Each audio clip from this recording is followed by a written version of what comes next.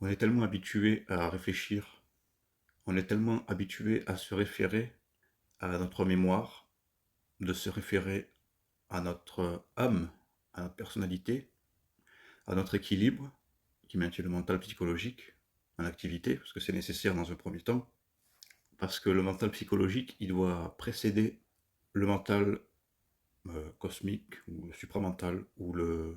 peu importe. Il doit y avoir une construction de ce deuxième mental, qui est prépersonnel, qui est infiniment vaste, et surtout qui n'est pas atteint par les réactions qui viennent de l'émotion. Donc autrement dit, il n'est pas atteint par la souffrance, il n'est pas atteint par le doute. Ce n'est pas la peine de mettre de la divinité là-dedans, c'est pas quelque chose de... Il ne faut pas mettre de valeur quelconque sur ce second mental. Il ne faut pas nécessairement dire que... Enfin, il ne faut pas le regarder et se fasciner en disant que c'est un truc divin, que c'est un truc supérieur, que c'est un truc... C'est juste quelque chose, un espace en nous, quelque part, qui est totalement libre de ce qui est souffrance, de ce qui est doute. Il est libre du temps, donc il est libre de tout. Et ce mental, il doit se constituer, ce second mental, ce double éthérique, ce corps de lumière, cette âme morantielle, peu importe, encore une fois, le surmoi, le soi divin. Il faut que ça soit construit, ça.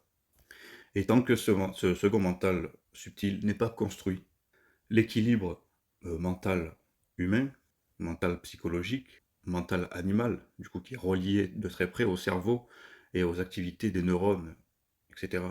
Si cet équilibre il est chamboulé alors que l'individu ne possède pas le second mental, il n'est pas suffisamment constitué, son second mental, il y a obligatoirement une psychose, un état de psychose, un état de qui peut aller même jusqu'à la démence ou la maladie mentale ou la psychiatrie. À ce moment-là, on fait sauter le fait que l'ego essaye toujours de se réfléchir lui-même, il essaye de réfléchir sa lumière. Parce que c'est ça, penser, c'est ça, avoir un équilibre. C'est toujours essayer de chercher son moi. Et que si on ne perçoit plus le moi, il y a une très forte énergie. Les énergies vont dans tous les sens et l'ego ne peut plus les contenir. Parce qu'il commence à prendre conscience de son infinité, mais il commence à prendre conscience qu'il n'a pas créé le corps nécessaire pour contenir cette infinité. C'est-à-dire pour la contenir sans la réfléchir parce qu'elle ne se réfléchit pas.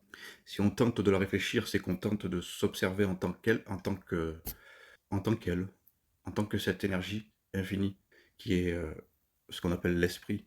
Et comme l'ego ne peut pas contenir, en tout cas il ne peut pas réfléchir tout ce qui est esprit parce qu'il ne se percevra pas, c'est pour ça qu'il y a une agitation qui est extrême. C'est pour ça que l'ego va inconsciemment canaliser beaucoup plus d'entités, parce que le moi-je qu'on ressent d'une façon qui est émotionnelle, qu'on ressent comme étant soi, qu'on ressent comme étant personnel, c'est constitué de multiples entités. Et quand je parle d'entité, je parle surtout de mémoire. C'est-à-dire de mémoire animée par son esprit. On est l'esprit, nous, au centre. Nous ne sommes pas les entités, parce que sinon, ça serait de la possession. Et si on se met à croire qu'on est l'entité ou les entités, c'est là qu'il y a possession. C'est là qu'on donne un pouvoir à la forme un peu semi-consciente de cette mémoire. Et si on lui donne de ce pouvoir-là, une entité, c'est toujours une sauvegarde de la conscience telle qu'elle était lorsqu'un événement a été vécu et qui par la suite constitue cette mémoire, donc cette entité. Seulement, c'est la part d'esprit qui est totalement contraire à la lumière. C'est la part d'esprit qui est coupée intégralement de la lumière, donc de son esprit finalement. Donc je peux même dire que l'ego, c'est la part incarnée de l'esprit, qui lui, dans son absolu, ne s'incarne pas. Il n'est pas fait pour s'incarner, l'esprit. Ça s'incarne pas, l'esprit. C'est ce fameux ego qui s'incarne, qui ne veut pas mourir parce qu'il ne veut pas cesser de se percevoir. Et l'esprit seul ne peut pas se percevoir, parce qu'il est trop ultime, il est trop au-delà de toute conception. C'est la raison pour laquelle les entités servent de support à cet esprit. Des supports qui sont très mal ajustés au début, qui sont faibles, qui sont en relation avec ce que l'ego, la conscience de l'individu peut supporter. Tant que l'individu ne peut pas supporter l'infinité de son esprit, donc de ce qu'il est fondamentalement, il est obligé de se référer à la forme, à l'interprétation, à la recherche, à la réflexion de lui, à travers des entités, autrement dit, à travers son âme et les mémoires dont cette âme est constituée, et la caractéristique aussi des expériences qui ont été vécues à travers cette âme individuelle. On ne peut pas travailler comme ça, on ne peut pas dire à l'esprit de se calmer. Quand on a un mental qui est trop actif, même il y a des gens qui sont hyper actifs au niveau mental, au niveau de leur communication avec les plans, et on ne peut pas dire à l'esprit de se calmer, parce qu'on ne peut pas parler à l'esprit directement. Les entités, c'est un peu le gardien du seuil de l'esprit. Ils sont obligés de contenir ce qu'on appelle l'esprit. Et ces entités, si vous demandez à l'esprit de se calmer, elles savent que vous ne parlez pas directement à l'esprit. Vous ne pouvez pas directement parler à l'esprit parce que la manière dont on vibre, ou probablement la manière dont vous vibrez, n'est pas harmonisée avec l'étendue infinie de l'esprit. La manière dont on vibre en général, elle est harmonisée à celle des entités qui contiennent notre esprit. C'est-à-dire que l'esprit ne s'appartient pas à lui-même quand il est incarné, ou en tout cas quand il est égaux. La part d'esprit qui est égaux, donc qui est incarné, ne se possède pas lui-même. Ce sont des mémoires qui sont extérieures au moment présent, c'est-à-dire à l'être conscient qui évolue dans l'instantanéité du moment présent, donc ce qu'on appelle le conscient, et donc ce qu'on appelle l'inconscient peut être considéré comme étant extérieur à la lucidité consciente présente. L'inconscient, ce n'est pas lucide. Les, euh, les mémoires, ou autrement dit les entités, qui constituent cet équilibre, ou ce support pour l'esprit, elles ne sont pas lucides. La seule chose qui est lucide, c'est le moment présent. C'est la personne, ou en tout cas la conscience qui observe présentement, d'une façon qui est lucide.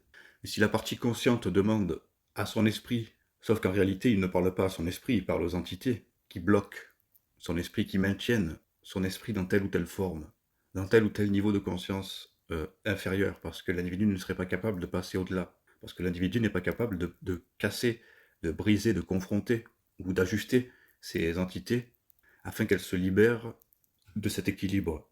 L'individu doit peu à peu au cours de sa vie prendre conscience de son caractère infini, de son caractère libre. Il doit prendre conscience qu'il n'a plus besoin de penser, ou en tout cas qu'il n'a plus besoin de s'attacher, de toujours se référer à son moi-je. Il n'a pas besoin de rechercher son moi-je. Donc, il doit aussi apprendre à avoir confiance au fait que le moi, ou que les structures de son moi, sont gérées par des hiérarchies dans l'esprit qui sont ultimement intelligentes. Elles sont ultimement conçues pour maintenir le moi au niveau de l'esprit, même si on ne les voit pas au départ. D'ailleurs, on ne les voit jamais. Le moi réel, qu'on appelle le moi réel, le vrai moi, il se situe au niveau prépersonnel. C'est-à-dire qu'il est trop intense, il est trop grand, ce moi, ce vrai moi, qui est esprit, pour être vécu au niveau personnel. Donc il faut que l'ego devienne l'esprit.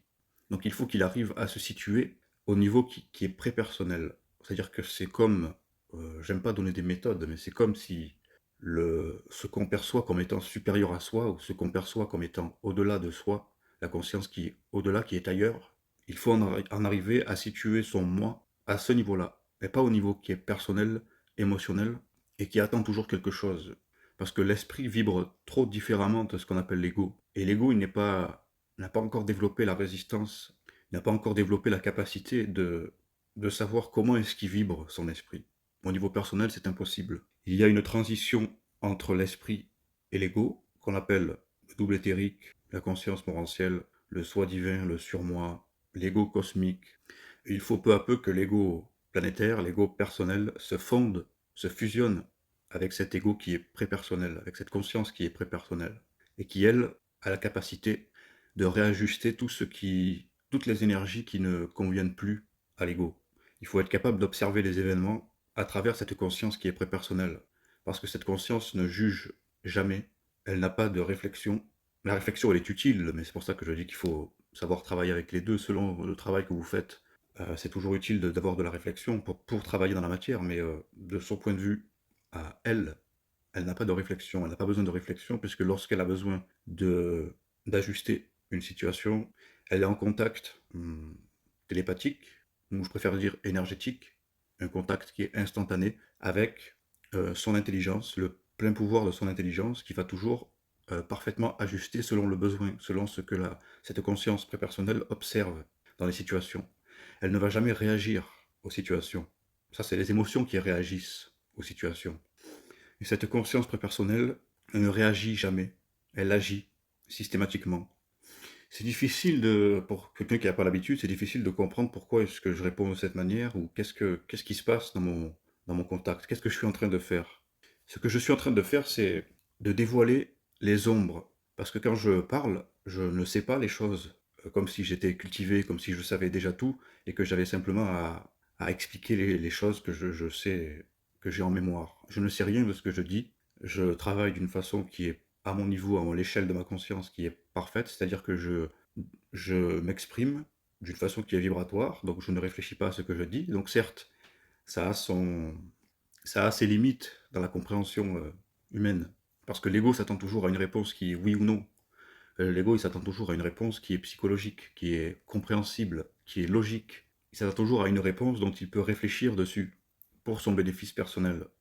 Mais le bénéfice personnel d'une conscience, ce n'est pas de donner du bénéfice personnel à l'ego. Le bénéfice d'une conscience, de l'évolution d'une conscience, c'est justement de déstructurer l'ego, de déstructurer la forme qui emprisonne l'ego dans ce qu'on appelle les entités, qui emprisonne l'ego dans sa psychologie, qui emprisonne l'ego afin que l'ego aille plus loin, afin que l'ego s'élargisse, afin que l'ego se dissout progressivement.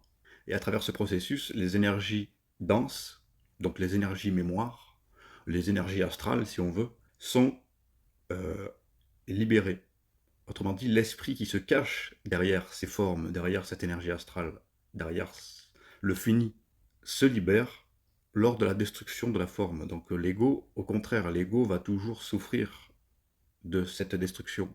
Et les entités qui gardent cet esprit au chaud vont redoubler d'efforts quand on va essayer justement de casser, quand on va essayer d'être libre, quand la conscience va essayer de se libérer ou quand l'ego va essayer de se libérer de la forme, les entités vont s'agiter. Elles vont accélérer l'activité cérébrale pour que l'ego, c'est leur moyen de faire souffrir l'ego afin qu'il arrête, afin qu'il se replonge dans le confort et l'équilibre mental, son petit équilibre. Parce que c'est le rôle de ces forces qui sont contraires au ce qu'on appelle le vrai moi, ou qui sont contraires à la libération de l'esprit à travers la forme. Parce qu'il s'il libère l'esprit, la forme disparaît. Donc l'entité disparaît. Ou en tout cas, elle a l'illusion qu'elle disparaît, mais elle n'est pas consciente, l'entité. Mais c'est un mécanisme de défense qui est propre à ce qui est la vie, le biologique, le matériel. S'il n'y avait pas ce mécanisme de défense, il n'y aurait pas d'univers, il n'y aurait pas de forme. Donc ce mécanisme de défense, il est très puissant. Il est convaincant pour nous faire croire qu'il est plus fort que l'esprit dans sa totalité, dans son absolu.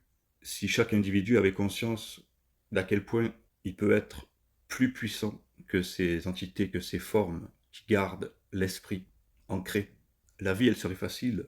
Mais ce n'est pas si facile que ça de le réaliser qu'on est plus fort que l'entité, parce que l'entité, elle est forte pour faire croire que c'est elle qui est aux commandes de l'esprit, de notre esprit. Parce que dans un temps, c'est le cas. C'est l'entité qui gouverne notre esprit. C'est l'entité qui la renferme, notre esprit. Ce sont ces entités qui ont l'obligation de maintenir cet esprit. Parce que sans esprit, ils meurent. S'ils perdent le pouvoir, le contrôle sur cet esprit, ils sont dissous et ils ne veulent pas être dissous.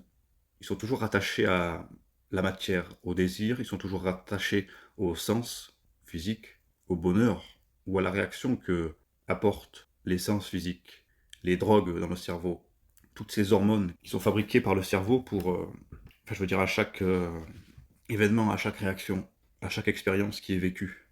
L'entité, c'est insatiable. Ça a toujours faim, ça a toujours soif, ça a toujours envie d'aller aux toilettes, ça a toujours envie de se divertir, ça a toujours envie de se disputer, ça a toujours envie de jouir des différents plaisirs. Et ça ne veut pas libérer l'esprit, puisque sans esprit, il n'y a rien qui est vécu de réel. Il n'y a que l'esprit qui soit réel. L'entité, elle n'est pas réelle. La forme, elle n'est pas réelle. La forme, elle emprisonne ce qui est réel. Donc, lorsque on devient un peu conscient de cet esprit-là, on devient conscient que nous sommes énergie absolue, même si c'est impossible d'en avoir vraiment conscience, mais lorsqu'on perçoit quelques contours de cet esprit qui n'a pas de contours, on se met en processus d'évolution de la conscience, et les entités, l'astral, donc le jeu astral, va utiliser toutes ses ressources manipulatrices, dominatrices sur la conscience pour que l'individu, avec ses émotions, souffre et veuille s'éloigner de cet esprit qui est, en tout cas dont la loi est celle de l'évolution, et donc qu'elle est à l'encontre de ses désirs et de ses plaisirs humains. Puisque l'esprit, le but de l'évolution de l'esprit, c'est de spiritualiser les cellules, c'est de spiritualiser l'ego. C'est de spiritualiser, autrement dit, c'est de transformer en matière dense, en densité, et de faire la transition vers un aspect de la réalité qui est beaucoup plus subtil, donc qui est beaucoup plus spirituel, qui est beaucoup plus vaste, et qui malheureusement est perçu comme un vide absolu pour l'ego qui n'a pas de résistance face à cet esprit. il y a toujours une dépersonnalisation qui est troublante, qui peut s'apparenter à la folie. L'ego peut sentir un peu de folie quand il est en contact avec les énergies de son esprit, et il se vit automatiquement une dépersonnalisation. C'est-à-dire que l'ego peut perdre pied avec ce qu'il connaît, avec son équilibre, avec le fait qu'il se perçoit. Il est normal aussi de constater que les événements changent, il peut se passer des choses dans les événements qui soient très hors du commun. Euh, des trucs de fou qui peuvent arriver quand vous êtes dans la rue ou quand vous êtes à l'extérieur. Soit vous faites voler votre téléphone, en tout cas il vous arrive quelque chose qui est à la mesure, quelque chose qui vous ressemble beaucoup, ou en tout cas qui ressemble beaucoup aux entités qui constituent votre ego. Mais les événements vont forcément être chamboulés, vont être accélérés, parce que l'entité c'est l'événement. Il faut prendre conscience que tout est énergie sur le plan réel, et qu'il est extrêmement facile de modifier les événements, en tout cas les expériences qui se déroulent dans la matière, parce que l'énergie, c'est un peu le code source du programme. L'ordinateur, on se fascine, nous, les graphismes d'un jeu ou de quelque chose qui a été fabriqué par ordinateur. On se fascine par un programme, un logiciel. Mais vous ne pouvez pas modifier le jeu, vous ne pouvez pas modifier le logiciel si vous regardez uniquement l'aspect final, l'aspect qui est projeté à vos yeux. Il suffit de modifier quelques phrases, quelques codes dans le code source pour que le jeu change totalement, que le programme ou le logiciel change totalement. Et les entités qui constituent l'ego, au début, ont accès à ce code source, vont toujours essayer de modifier le code source pour qu'on soit pris dans l'illusion du jeu ou du logiciel et qu'on ne se pose pas la question qu'il y a un code source. Un homme qui est conscient, un homme qui arrive à un certain niveau de conscience, c'est comme un informaticien qui regarderait un jeu. L'homme inconscient, il va regarder le jeu. L'informaticien, il perçoit en arrière. Bon, il a des yeux comme tout le monde, donc il perçoit le jeu aussi, lui. Mais dans son esprit, il perçoit ce qui se passe au niveau du code source, ce qui se passe au niveau énergie. C'est pour cette raison que l'informaticien ou le programmeur qui regarde le jeu sait qu'est-ce qu'il aurait fallu modifier dans le code source pour améliorer l'expérience, pour ajuster l'expérience du jeu. Quand je dis du jeu, là je fais un lapsus avec le jeu, le moi, donc J-E ou J-E-U. Donc c'est le code source qui constitue ce qu'on appelle le jeu. Donc ce sont les entités qui constituent ce qu'on appelle le jeu, au niveau de l'ego. Le type qui est inconscient, ou la femme, va toujours s'énerver lorsque le jeu ne va pas. Lorsque soit il y a une difficulté dans le jeu, ou d'une manière ou d'une autre, quand ça va pas. À cause de son émotion, il va réagir directement à travers il va réagir sur l'événement. Il va réagir entre ce qui se passe au niveau de l'événement et lui. Mais un type ou une femme qui sont conscients vont se mettre en colère contre le code source, contre les plans de l'invisible, parce que ceux qui sont conscients savent à quel point tout est énergie et à quel point c'est au niveau de l'énergie qu'il faut percevoir. C'est au niveau de l'énergie qu'il faut réussir à se percevoir. Et plus l'individu réalise qu'il est énergie, pas parce qu'il fait des mantras, pas parce qu'il fait de la méditation, pas parce qu'il a lu des livres, pas parce qu'il s'enivre de l'idée qu'il est énergie, mais parce qu'il réalise parfaitement qu'il est énergie, parce qu'à force de se faire chier par les événements, à force de se faire manipuler par le mental, par les entités qui sont contre lui, qui agissent contre lui, donc qui agissent contre l'esprit, contre son esprit, qui maintiennent son esprit dans la forme. S'il réalise parfaitement ce qui se passe en lui au niveau des énergies, il habitue sa conscience, donc il constitue peu à peu son véhicule éthérique, son véhicule de lumière, son véhicule morantiel, son véhicule cosmique, le véhicule qui contient l'étendue globale de la conscience. Donc le véhicule qui peut fusionner ce qu'on appelle la conscience avec l'inconscience. Lorsque les deux sont fusionnés, il n'y a plus de secret pour l'individu, il n'y a plus de symbole qui cache l'esprit, qui cache l'énergie, qui cache le fait que tout est énergie. Il s'habitue peu à peu, comme un muscle qui grossit, à percevoir l'énergie et à percevoir de moins en moins le symbole. Donc de moins en moins la réaction émotionnelle face au symbole, qui est d'ailleurs... L'émotion, c'est justement... c'est la contrepartie de l'esprit. L'émotion, c'est la part d'esprit qui peut observer le symbole. Et sa manière de l'observer, c'est simplement de réagir d'une manière qui est émotive. Tandis que l'esprit, lui, peut percevoir que l'énergie. Il ne peut pas percevoir le symbole. Il voit instantanément à travers le symbole. L'esprit est fait pour regarder le code source. Tandis que l'émotion, ou en tout cas notre conscience psychologique, émotive, personnelle, c'est la partie qui est immobilisée pour étudier, percevoir le symbole. Parce que c'est à travers le symbole qu'on peut percevoir les imperfections de ce qu'on appelle la lumière, l'énergie, les imperfections de la gestion de l'énergie par l'esprit. Et au début, c'est c'est à l'émotion d'envoyer des signaux. C'est toujours ce qui vous fait souffrir, qui vous indique qu'il y a quelque chose qui ne va pas. Et il faut automatiquement le mater, il faut automatiquement dévoiler, notamment grâce à la parole créative. Il faut dévoiler grâce à la parole, il faut parler, il faut, comme on dit l'expression, briser la glace. Briser la glace, ça veut dire quoi? Briser la glace, ça veut dire la forme qui contient l'information qui ne veut pas être dévoilée. Quand on dit glace, ça veut dire que l'information, elle est figée, elle est glacée. Donc briser la glace, c'est toujours parler. Vouloir parler, parler, parler, même si on ne sait pas à quoi ça va évoluer. Mais d'ailleurs, je fais cet audio, j'ai rien prévu, je laisse glisser. Mais c'est comme ça que je brise la glace. J'apporte rien, moi, en méthode. Je ne vous apporte pas de savoir. C'est pour ça que j'ai dit tout à l'heure que je travaillais d'une façon qui est parfaite, parce que je n'essaie pas d'apporter de savoir. Je brise la glace. Le savoir, après, c'est votre problème. C'est en fonction de votre conscience. Je ne peux pas vous envoyer du savoir sans que vous soyez soumis à ce que je dis. C'est comme ça qu'on donne des gourous, des sectes, c'est comme ça qu'on donne une domination de plus sur l'homme. Et même si l'ego aime être dominé, parce que l'ego, lorsqu'il est dominé, il est canalisé, donc il est contenu. Mais la part d'esprit derrière l'ego est tellement grande que lui ne supporte pas d'être dominé et contenu, parce qu'il est libre, il est total, il est infini, il est vaste, il est indomptable. C'est pour ça qu'il y a cette forte dualité entre soi et soi, autrement dit entre l'ego et l'esprit, parce que l'ego, c'est l'esprit, il est fait d'esprit.